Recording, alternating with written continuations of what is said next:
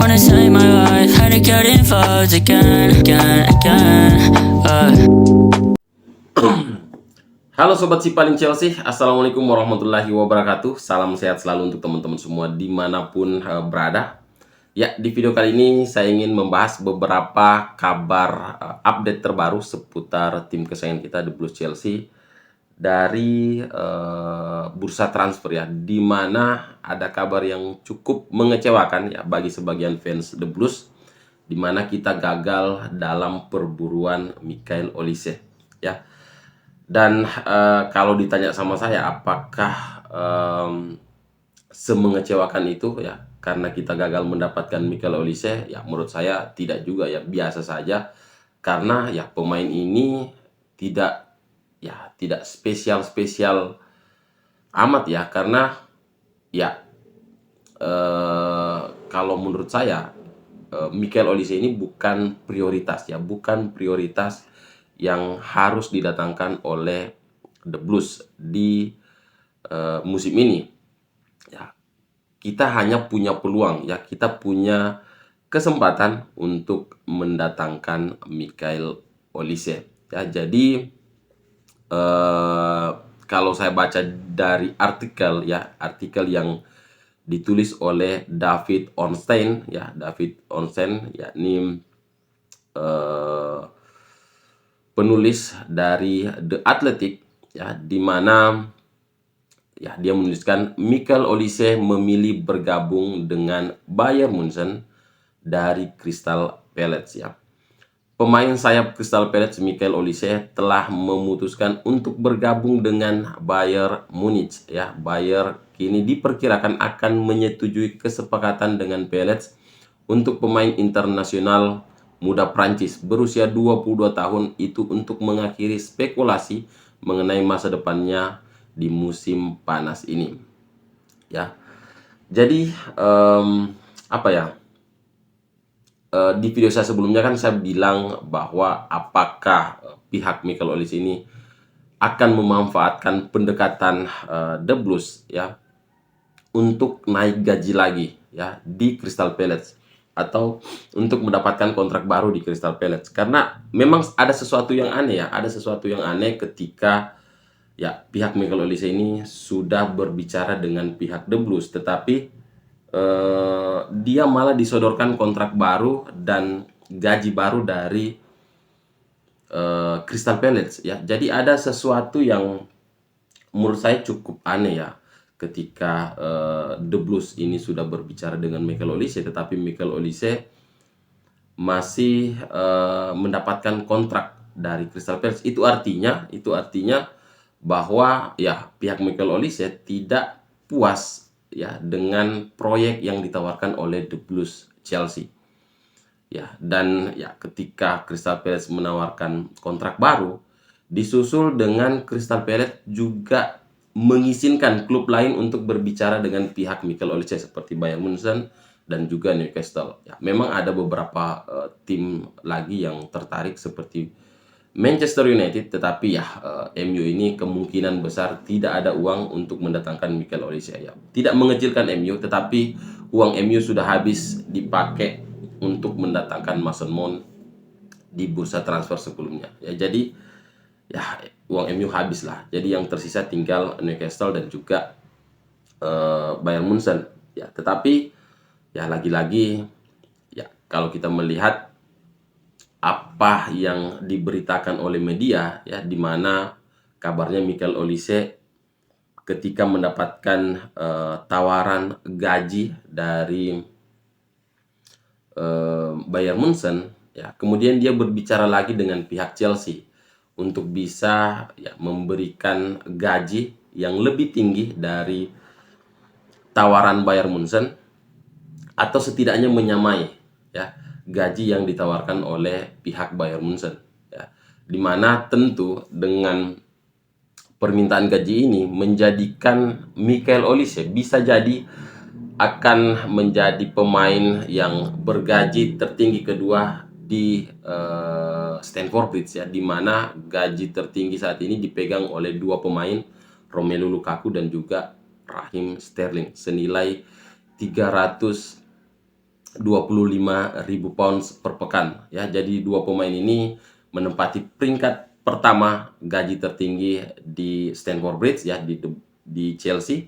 Jadi Michael Olise seandainya disetujui oleh Chelsea ya permintaan gajinya, kemungkinan Michael Olise akan menjadi pemain dengan gaji tertinggi kedua di Chelsea. Tetapi ya Chelsea sangat selektif ya, sangat berhati-hati dengan gaji ya. Karena ya banyak pemain atau ada beberapa pemain lah yang ingin dijual Chelsea tetapi mereka tidak ingin menurunkan gajinya. Ya, itu yang membuat Chelsea kesulitan melepas Romelu Lukaku ya di beberapa kali jendela transfer. Ya, ini sangat sulit. Makanya Chelsea saat ini belajar dari situasi Romelu Lukaku, jadi sangat berhati-hati untuk bernegosiasi masalah gaji dengan pemain yang akan didatangkan. Oke, itu masalah dari Michael Olise. Kemudian kita ke kabar yang kedua, ya ini bisa dibilang saya sepakat ya dengan kebijakan transfer The Blues di bawah kepemilikan Todd Boehly ya, di mana ya kita mencari pemain yang potensial ya, yang bisa dibilang masih bisa dipoles ya. Ya meskipun resikonya besar ya, apakah akan flop atau akan bisa menjadi pemain yang luar biasa di kemudian hari. Tetapi menurut saya kebijakan transfer ini relevan dengan kondisi sepak bola saat ini. Oke, kita ambil contoh ya, kita ambil contoh tidak usah jauh-jauh di perhelatan Euro tahun ini. Coba teman-teman lihat kualitas pemain yang ada di Euro. Ya, kebanyakan ya tim-tim besar digendong sama satu pemain. Ya, Belgia digendong sama Kevin De Bruyne, kemudian Prancis ya digendong sama pemain ya yang kita lepas secara gratis ke Arab Saudi, yakni N'Golo Kante ya, apalagi tanpa kehadiran Mbappe saat menghadapi Belanda. Jadi ya banyak tim itu digendong sama satu atau dua pemain. Itu artinya kualitas pemain saat ini sedang mengalami transisi ya, dari pemain-pemain yang bisa dibilang pemain matang ya seperti Cristiano Ronaldo, Lionel Messi yang sudah mulai berakhir masanya, kemudian Mbappe, Erling Haaland, Kevin De Bruyne yang mungkin ya tidak lama lagi juga akan berakhir. Jadi transisi ini yang menyebabkan kualitas Euro di tahun ini tidak terlalu menarik ya, tidak semenarik beberapa tahun sebelumnya ya, di Euro sebelumnya. Jadi ya kebijakan transfer Chelsea ya saya rasa masuk akal ya saat ini ya, masuk akal saat ini, di mana hampir semua pemain itu pemain setengah matang ya, masih punya potensi untuk dikembangkan ya, dan Chelsea saat ini sedang memulai itu. Jadi ya 2 atau 3 tahun ke depan saya rasa kita akan melihat hasil dari kebijakan transfer Chelsea ini. Oke, kita ke kabar selanjutnya ya, ini yang saya rangkum dari 24 jam terakhir. Estevao Willian ya resmi menjadi milik The Blues ya, pemain atau wonderkid dari Palmeiras ini dikontrak atau diikat kontrak selama 8 tahun. Tetapi bukan masalah kontraknya yang menarik ya, tetapi klausul yang ada dalam kontraknya, di mana ya dilansir dari Fabrizio Romano, tambahan 4 juta ke dalam kesepakatan Willian Estevao antara Chelsea dan Palmeiras akan diberikan untuk pencapaian di masa depan. Ada bonus khusus ya untuk Palmeiras jika Estevao memenangkan Ballon d'Or sebagai pemain Chelsea pada tahun 2033. Ya, jadi Estevao akan bergabung dengan Chelsea setelah Piala Dunia Antar Klub 2025. Jadi ya saya cukup cukup optimis ya, cukup cukup percaya diri dengan penandatanganan Estevao Willian ya, dimana kalau kita melihat dari klausul kontraknya, ya pihak Palmeiras ini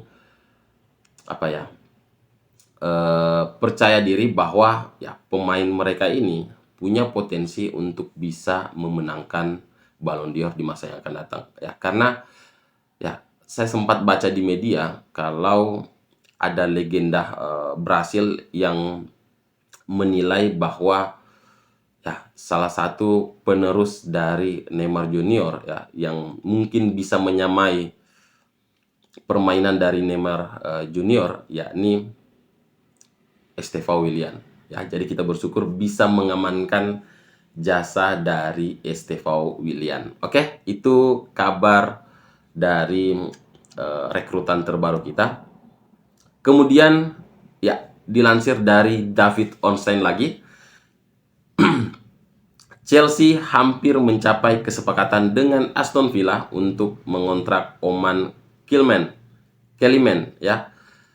Kesepakatan untuk striker 18 tahun Aston Villa diperkirakan akan mencapai sekitar 19 juta pounds. Pemuda internasional Inggris masih perlu menyelesaikan persyaratan dan melakukan tes medis sebelum menyelesaikan peralihan. Ya.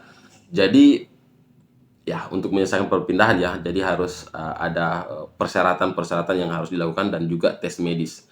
Ya, jadi ya kalau saya lihat ya ini pemain akademi Aston Villa yang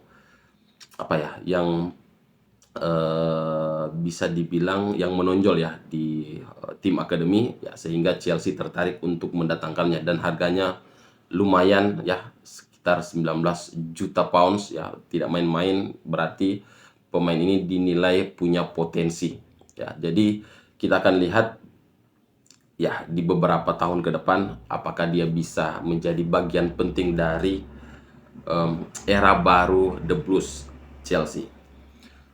Ya, kemudian ya kabar yang masih segar, kabar yang masih sangat masih sangat baru yang saya dapat dari David Ornstein lagi. Ya, kenapa saya selalu mengambil kabar dari David Ornstein, karena kalau saya melihat beberapa postingan Fabrizio Romano ya tentang bursa transfer itu selalu mengutip apa yang ditulis oleh David Ornstein. Jadi ya kiblat kita ya harus sama juga dengan Fabrizio Romano agar kita tidak membahas terlalu banyak rumor yang menghabiskan waktu kita. Kita bahas yang pasti-pasti saja.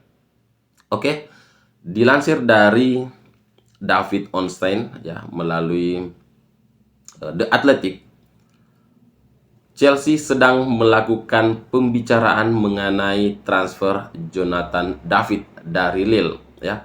Chelsea telah mengadakan pembicaraan dengan perwakilan striker Lille ya, Jonathan David, tentang potensi transfer musim panas ini.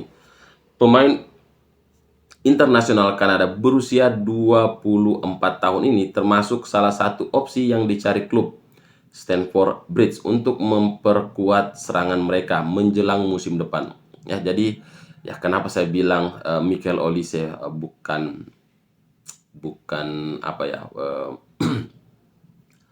bukan buruan utama ya, karena ya yang kita cari sekarang itu adalah penyerang tengah yang paling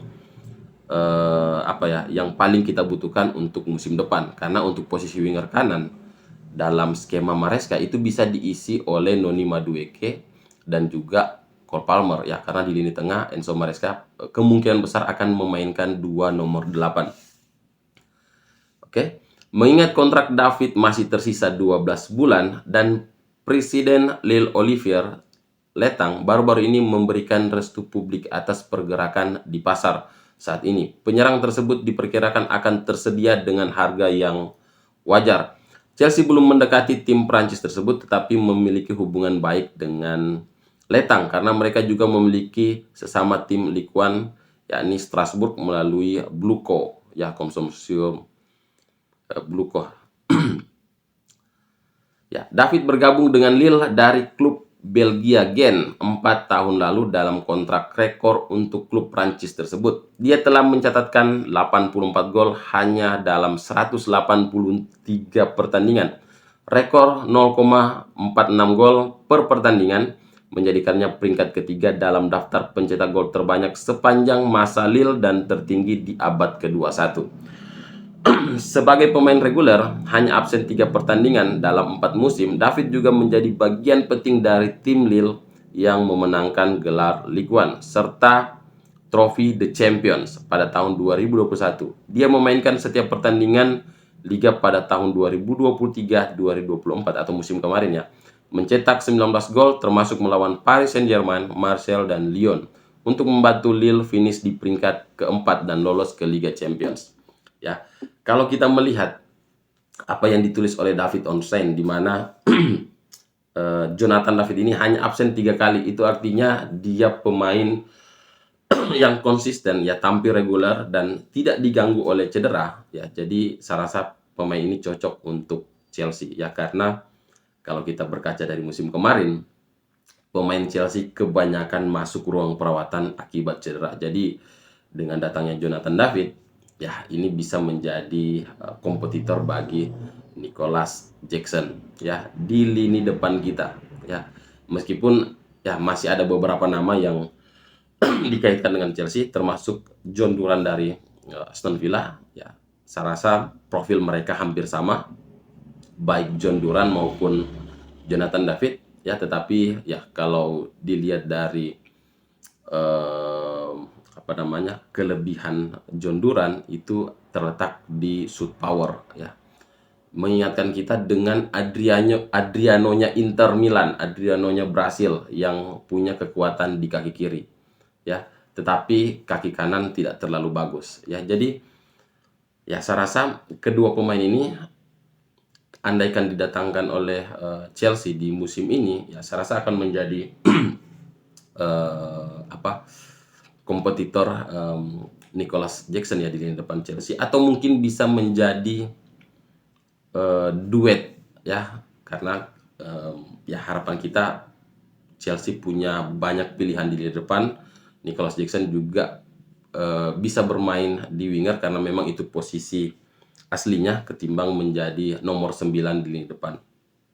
Oke, mungkin ya itu dulu ya yang bisa saya share di video kali ini ya, kabar terbaru seputar The Blues. Semoga kalau ada kabar-kabar yang update berikutnya saya akan coba bikin video ya, karena memang ya saya agak agak lambat upload ya, karena memang tidak banyak ya informasi seputar The Blues ya.